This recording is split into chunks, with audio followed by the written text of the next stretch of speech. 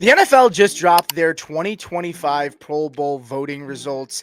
As per usual, there was a bunch of guys left off of the list that I think definitely should have been on the list. I took a look at both rosters in the AFC and the NFC, and I picked my favorite guys that I thought were the most egregious to be left off of the list. And I'm going to go ahead and share those with you today. My number one player that I think should have been put on the list that was left off is Baker Mayfield of the Tampa Bay Buccaneers. You can make a case for Baker against any of the other guys that got put in, which was Sam Darnold, Jared Goff, or Jaden Daniels. But I think he has the best case against rookie Jaden Daniels, who he beat out in completion percentage, total yards, and total touchdown.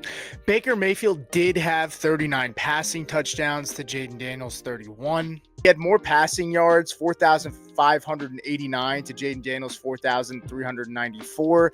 And from a completion percentage, he had 71.7% to Daniels' 69.4%. From a turnover perspective, Jaden Daniels did do better in this department. Baker Mayfield threw 15 interceptions. He was at the top of the league for quarterbacks next to Geno Smith. And Jaden Daniels threw 9 interceptions. When you look at fumbles, Jaden Daniels did have more fumbles. He fumbled 5 times, but Jaden Daniels did not lose any of those fumbles, which was a huge benefit for him when you look at his stats over the course of the season. Now, when you look at Baker Mayfield in the entire NFL, Baker Mayfield is top 3 in NFL passer rating at 3rd. He's number 2 in total touchdowns this year at 42, like I said before. Passing yards, he's 3rd in the entire NFL. Completion percentage, he is 2nd. And he also is 7th in yards per attempt. This is a guy who lost his top target in Chris Godwin for more than half of the season. Mike Evans has missed a solid chunk of time as well. And Cade Otton, his tight end, who became a favorite when those guys went down, has missed a decent amount of games as well. So I definitely think Baker Mayfield should have gotten in over Jaden Daniels. I think he was worthy. And you can make the argument that maybe he should have gotten in over, guys like Goff or Darnold, but I think he has the best case over Jaden Daniels.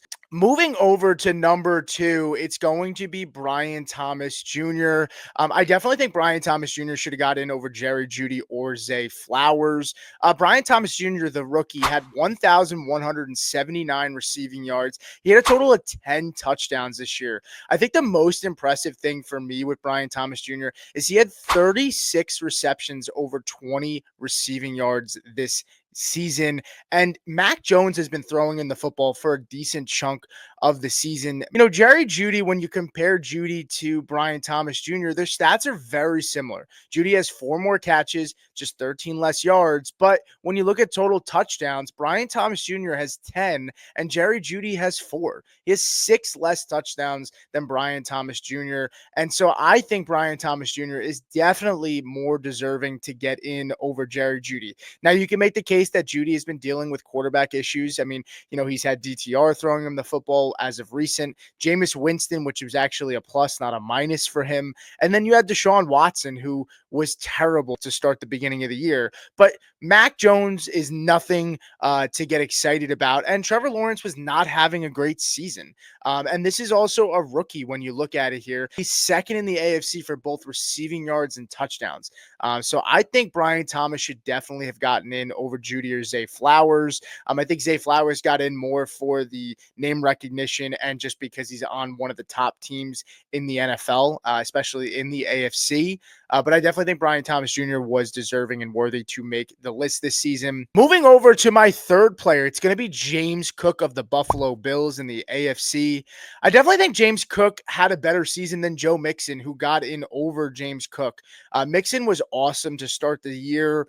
He started to kind of flame out towards the back end of the season. When you look at James Cook, I mean, he definitely proved me wrong. He's gotten better as a pass catcher. We see less drops from him. He's got one of the most sure hands of the entire NFL when it comes to the running back position, and he's improved as a pass blocker. This is a Buffalo Bills team that lost a ton of weapons, and James Cook has been one of, if not their best weapons on offense outside of Josh Allen. When you look at James Cook, he leads the entire NFL in total touchdowns with 17. Cook is also averaging 5 yards per carry, which is 3rd best among running backs in the AFC. When you look at Joe Mixon, he's averaging 4.1 yards per carry. That's almost a total of 1 yard less per carry, which in the NFL at the running back position, that is a huge difference.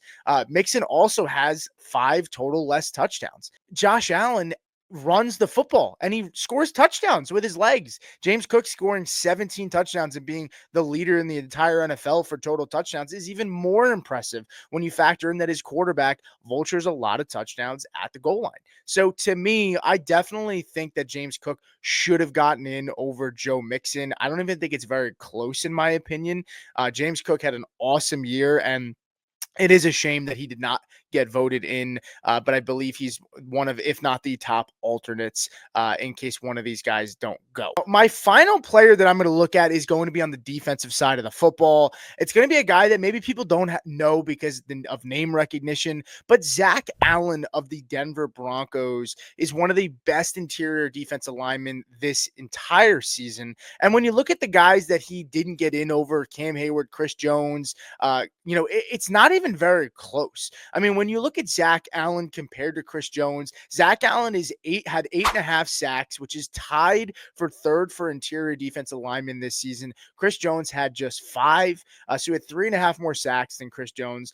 Zack Allen had 73 pressures, which is good for second in the entire NFL this year. Now, Chris Jones had 74, which was first, so he had 1 total pressure more, and Chris Jones ended up being number 1 in the NFL for total pressures. But when you look at quarterback hits, Zack Allen hit the quarterback 27 times, which would be ranked first in the entire NFL, where Chris Jones had 20 quarterback hits this season. And tackles for a loss, Zack Allen, first in the entire NFL for interior defensive linemen with 16. Chris Jones had 9 on the season. And mind you, Zack Allen played 1 less game than Chris Jones did this season. I don't think it was very close. I think Zack Allen was one of the biggest demolishers on the interior defensive line, and he absolutely should have gotten in over Chris Jones this Pro Bowl selection season. That's going to do it for me, guys. Thank you so much for watching the video. Let me know in the comments who you think got snubbed, who you think definitely should have been in there that maybe I disagree with. I'd love to hear your reactions below, and I'll see you guys next time.